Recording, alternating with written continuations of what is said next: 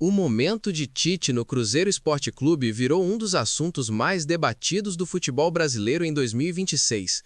O treinador, que construiu uma reputação gigantesca no Esporte Clube Corinthians Paulista, hoje vive talvez a fase mais questionada de sua carreira.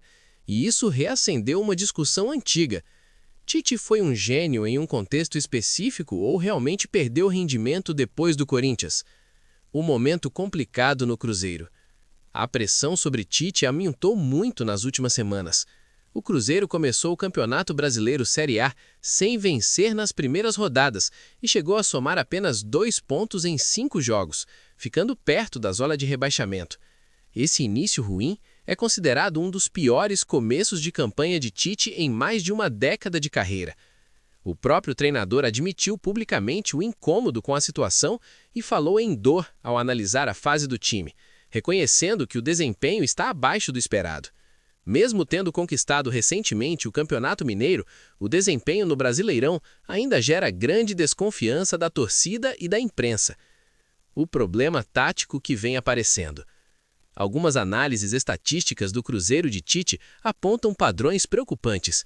Mais de 80% dos gols sofridos acontecem no segundo tempo. A equipe recua muito após os 60 minutos. O time sofreu gols em cerca de 77% dos jogos em 2026. Isso indica algo que muitos comentaristas vêm destacando. O modelo de jogo de Tite parece menos adaptado ao futebol atual, que exige pressão constante e intensidade física durante os 90 minutos. A sombra eterna do Corinthians.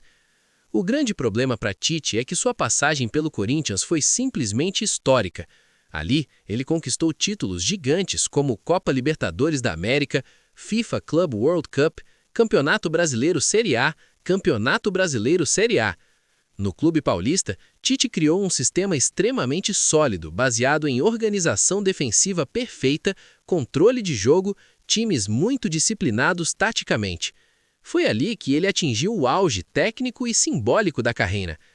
O que aconteceu depois do Corinthians? Depois daquele ciclo, a carreira de Tite passou por fases mais irregulares. Seleção brasileira, bons números, mas sem conquistar a Copa do Mundo, Clube de Regatas do Flamengo, passagem curta e sem grandes títulos, terminando em demissão. Cruzeiro, início turbulento e pressão da torcida. Nos últimos 15 anos, ele ainda acumulou muitos números positivos, centenas de vitórias e títulos, mas o impacto emocional e tático que tinha no Corinthians nunca mais se repetiu com a mesma força. A grande discussão: técnico de um clube só? Por isso surgiu uma disputa forte no futebol brasileiro. Alguns analistas dizem que Tite corre o risco de ficar marcado como um técnico que atingiu seu auge em apenas um clube. Isso não significa que ele seja ruim, longe disso, mas no Corinthians havia fatores que talvez nunca mais se repitam. Elenco muito disciplinado, diretoria estável, tempo longo de trabalho, um grupo extremamente identificado com a ideia do treinador. Hoje o futebol brasileiro é muito mais impaciente e técnicos raramente recebem o mesmo tempo para construir um projeto. Conclusão. O caso de Tite no Cruzeiro mostra como o futebol pode ser cruel até com treinadores consagrados. Ele continua sendo um dos técnicos mais respeitados da história recente do Brasil, mas vive um momento em que precisa reinventar seu modelo de jogo e provar que consegue ter sucesso fora do contexto que o consagrou no Corinthians. Caso contrário, sua carreira pode acabar marcada por um contraste curioso. Um treinador genial em seu auge, mas incapaz de reproduzir o mesmo impacto depois dele.